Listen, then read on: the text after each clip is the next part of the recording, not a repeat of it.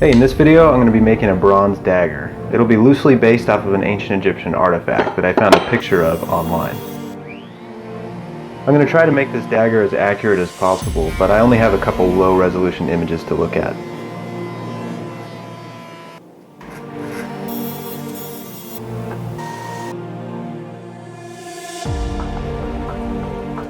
This will be an especially challenging project for me, as the first step will be to make a wooden pattern that can be separated into halves. This way I can remove the pattern from the sand mold, leaving behind a perfect impression. As I don't know how large the actual Egyptian dagger is, I've chosen to make the blade about 9 inches long and the handle about 6 inches long. That should fit my large hands perfectly.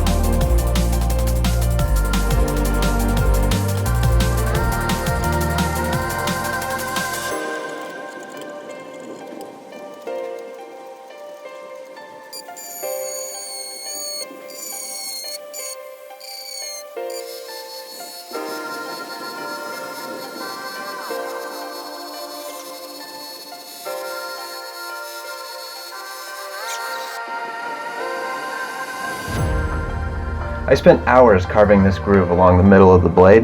Unfortunately, after discovering a few higher resolution images of the actual dagger, I realized that what I thought was an indentation was actually a bump or rib running the length of the blade.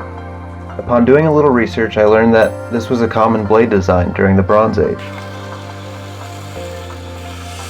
As much as I didn't want to, I decided that it would be best to add the rib to the blade and keep my dagger as close to the original as possible.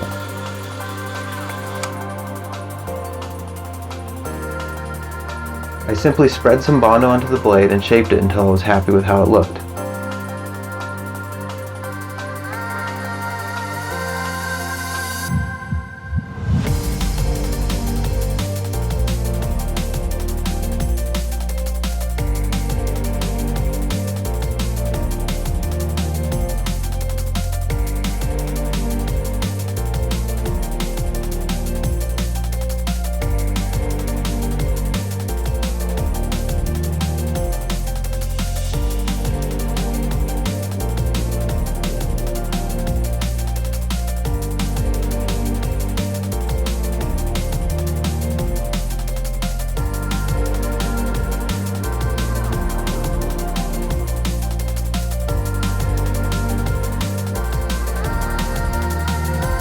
Between my lack of experience and lots of trial and error, this pattern ended up taking roughly 4 afternoons to complete.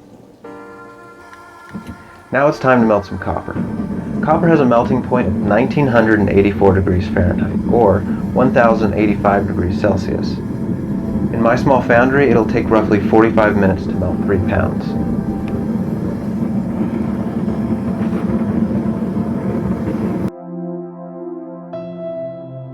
This is talcum powder, which helps with removing the pattern and keeping the two halves of the mold from sticking together.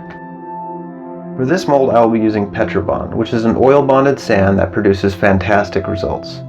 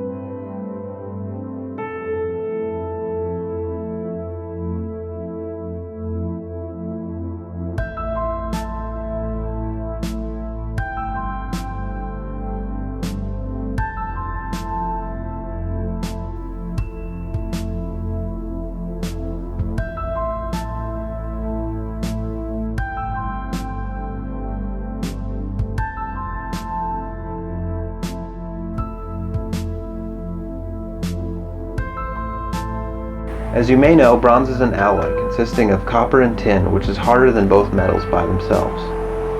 In order to mix the two metals, the copper has to be melted first and the tin added second. I'm adding borax to the molten copper, which helps remove impurities and also helps the two metals mix together. After a little stirring with a graphite rod and a few more minutes in the foundry, the bronze is ready to be poured. The bronze I made here is 88% copper and 12% tin. When it's time to pour, everything must be done very quickly and carefully. Stumbling while carrying a few pounds of nearly 2,000 degree magma would end very badly. This stuff is so hot it would burn you to the bone. My first casting ended in failure.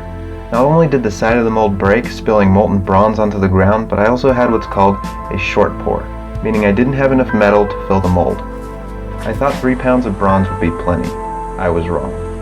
Had the pattern not been made of wood, I could have measured its volume by submerging it in water.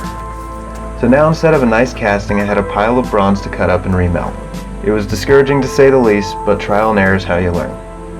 I took a different approach to the next mold. I decided to attach a board to the bottom of one side and lay the mold down at an angle instead of setting it up vertically. I also added another 2 pounds of bronze to the crucible, which I figured would be more than enough to fill the mold.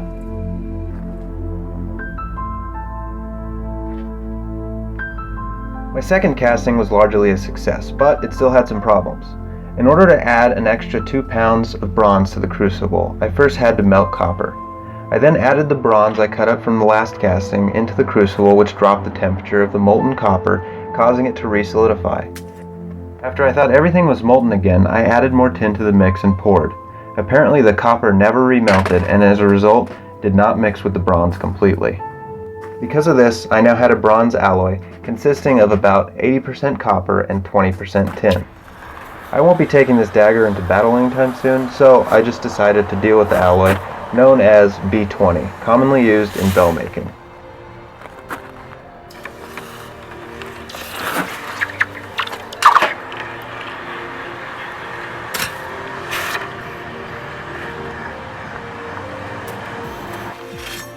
It's really satisfying to open the mold for the first time and look at a successful casting.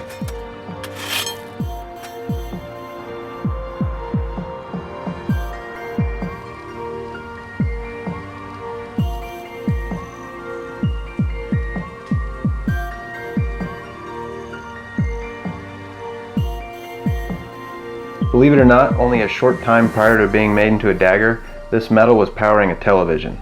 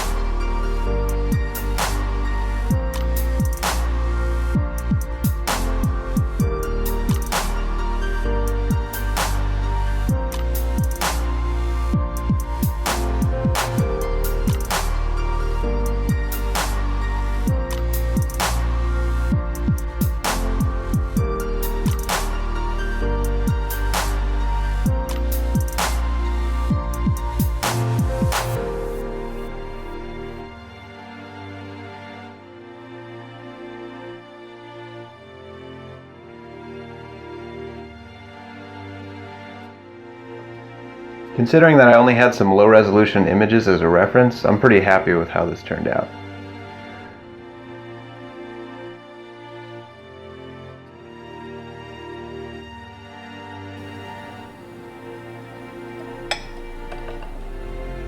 If you like this video, please consider giving it a thumbs up and subscribing. Thanks for watching.